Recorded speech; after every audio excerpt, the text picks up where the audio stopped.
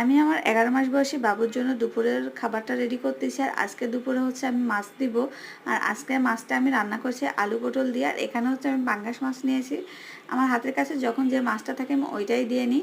আর এখানে একটা মশলা করে নেব, এর জন্য পেঁয়াজ, 2 কোয়া রসুন আর সামান্য একটু জিরা আর একটা ছোট এলাচ দিয়ে নিয়েছি, সেগুলো বেটে নিলাম।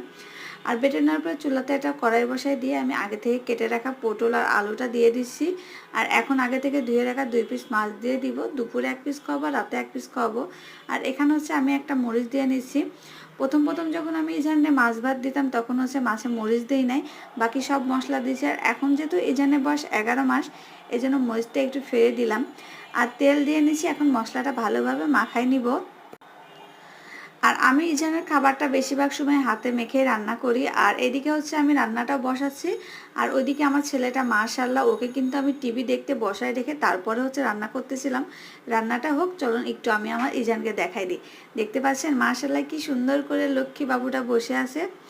আর মাছটা বসাই দিয়েছি। আর এখন হচ্ছে আমি ইজানকে গোসল করাই নিব। আর গোসল করে নিয়ে ওর দুপুরের খাবারটা আমি খাওয়াই দিব।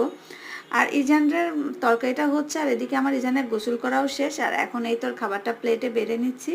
আর বাচ্চাদেরকে একসাথে মেখে কখনো খাওয়াবেন না, একটু একটু করে মেখে তারপরে খাওয়াবেন।